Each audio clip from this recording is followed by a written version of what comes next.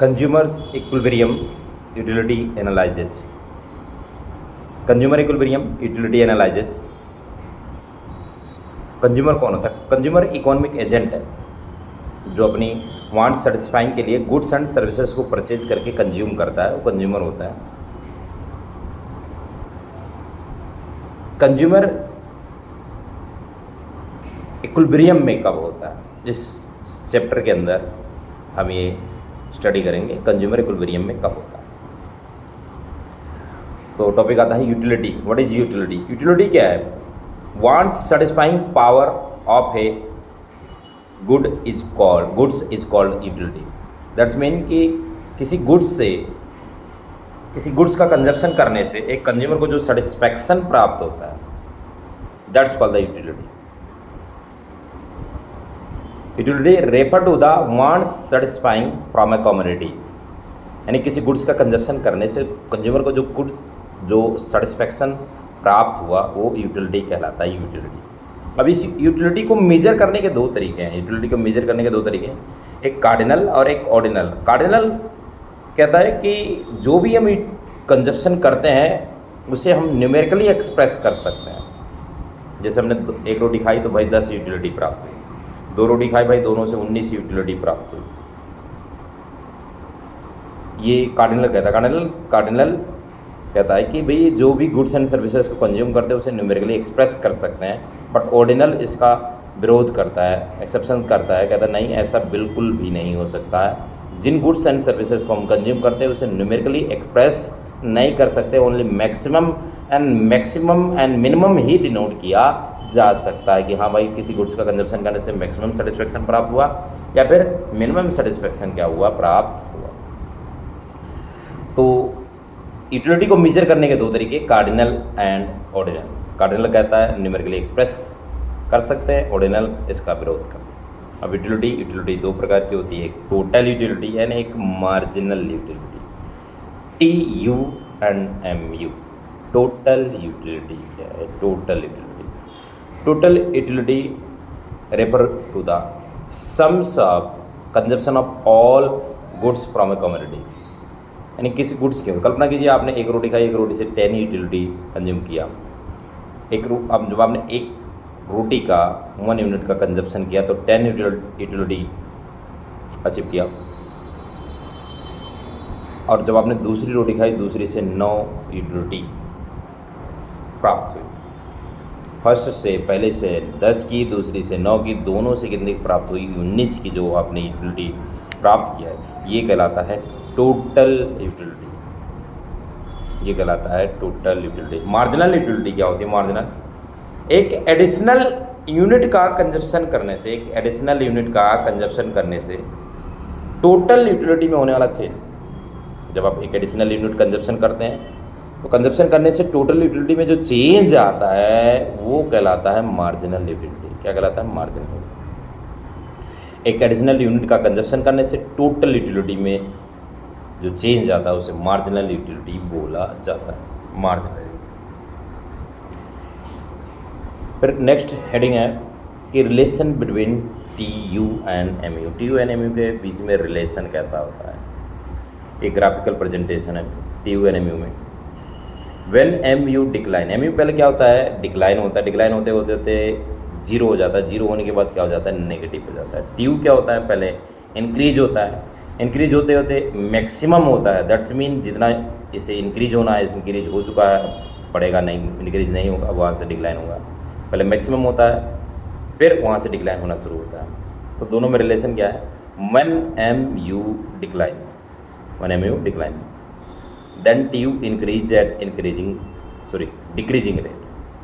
When MU decline then TU increase at decreasing rate. When MU zero then TU maximum. When MU zero then TU maximum. When MU zero then TU maximum. When MU negative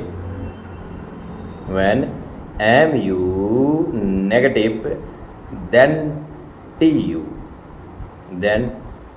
decline. ये relation between TU and MU Whenever mu decline, then tu increase at diminishing rate. Whenever mu 0, then tu in maximum. Whenever mu negative, then tu decline. Relation between tu and mu. Relation between tu and mu. Next heading, the law of marginal utility. The law of diminishing marginal utility. The law of diminishing marginal utility. The law of diminishing marginal utility ये है क्या?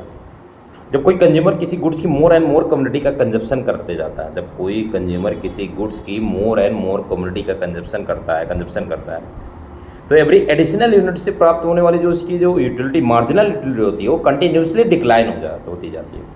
Continuously decline होती जाती है. It happens in respect of all goods and services. ये जो होता है ये सारे गुड्स एंड सर्विसेज पर क्या होता है? अप्लाई होता है. कल्पना करें कि आप रोटी खा रहे हैं, जैसे जैसे आपके नंबर ऑफ रोटीज क्या होती जाएगी? इंक्रीज होती जाएगी. उससे एवरी एडिशनल रोटी से प्राप्त होने वाली जो मार्जिनल यूटिलिटी है वो कंटिन्यूसली क्या होती जाएगी? डिक्लाइन होती जाएगी. कंटिन्यूसली क्या होती जाएगी? डिक्लाइन होती जाएगी. ये कहलाता है the law of marginal utility.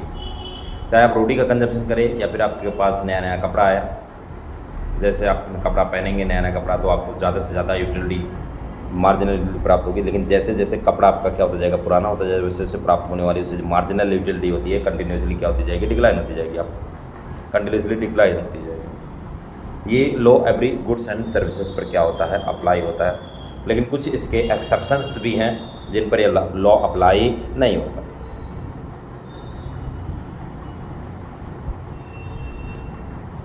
ये law of marginal diminishing marginal utility. इसके एजम्पशंस हैं. इसके 3 एजम्पशंस हैं. पहला एजम्पशन यानी ये लॉ अप्लाई कब होगा? When only standard unit of a community are to be consumed like a cup of tea not a spoon of tea. मतलब दैट्स मीन आप चाय पी रहे हैं तो चाय का एक कप होना चाहिए. यदि आप एक कप चाय पियेंगे तो आपको सेटिस्फेक्शन प्राप्त होगा. बट यदि आप एक स्पून ऑफ टी पियेंगे तो आपको सेटिस्फेक्शन प्राप्त नहीं होगा. आपको सेटिस्फेक्शन प्राप्त नहीं होगा, बल्कि आपकी नीड और भी क्या होती जाएगी? बढ़ती जाएगी. यानी जैसे आपको भूख लगी है, आपको 4 रोटी की भूख है मान लो. अब आपको एक निवाला दे दिया जाए कि लो भाई एक निवाले से पेट भर लो, तो आपको सेटिस्फेक्शन प्राप्त नहीं होगा. मतलब तब इस सिचुएशन में law of diminishing marginal utility apply नहीं होगा. अप्लाई कब होगा? आपको 4 रोटी की भूख है, 4 रोटी खाने को आपको क्या हो रही है? मिल रही है. तभी आपका ये लॉ अप्लाई होगा. तो only standard unit of community to consume like cup of tea not a spoon of tea. अगला है कंजप्शन कंटिन्यूअस होना चाहिए. Consumption of community is continuous. Consumption of community कैसा होना चाहिए? कंटिन्यूअस होने का मतलब यह है कि आप गुड्स का क्या कर रहे हैं? कंजप्शन कर रहे हैं. तो वो खाने बैठे हैं तो आप कंजप्शन कंटिन्यूअस होना चाहिए. जितनी की नीड है आपको, वो नीड आपको कंटिन्यूअस पूरी होनी चाहिए. लाइक जैसे कि आपको मैंने बोला आपको 2 रोटी की भूख है, आप खाने बैठे हैं तो आप खाने बैठे हैं तो 2 रोटी खा करके ही उठेंगे कंटिन्यूअस. ऐसा नहीं कर सकते रोटी सुबह खा रहे हो रोटी शाम को खा रहे हो तो आपकी भूख शांत नहीं हुई. दैट्स मीन ये लॉ अप्लाई नहीं होगा. आपको सेटिस्फेक्शन प्राप्त नहीं होगा. आपको सेटिस्फेक्शन प्राप्त नहीं होगा. तो ये लॉ अप्लाई तब होगा जब consumption of goods is continuous. यानी गुड्स की जो कंजप्शन है वो कंटिन्यूअस होना चाहिए. जितने की नीड है, अगर आप खाने बैठे हैं तो वो नीड कंटिन्यूअस पूरी होनी चाहिए. बीच में इंटरवल लेकर के इसे पूरा नहीं किया जा सकता. तो ये एजम्पशंस हैं law of diminishing marginal utility के. पहला एजम्पशन हमने पढ़ा only standard unit of commodity are to be consumed like a cup of tea not a spoon of tea. दूसरा consumption of community is continuous. Commodity continuous होना चाहिए. तीसरा है homogeneous goods. Goods कैसा होना चाहिए? होमोजीनियस.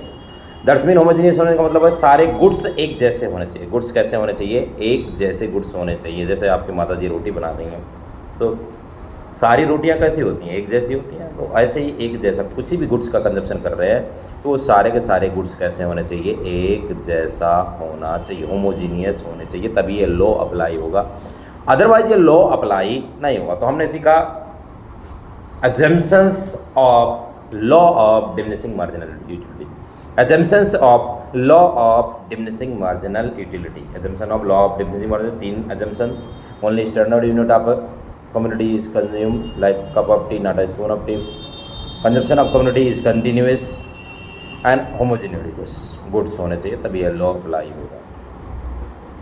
आगे अगली हेडिंग कंज्यूमर इक्विलिब्रियम। एक कंज्यूमर इक्विलिब्रियम में कब होता है, इक्विलिब्रियम में कब होगा, एक कंज्यूमर इक्विलिब्रियम में तब होता है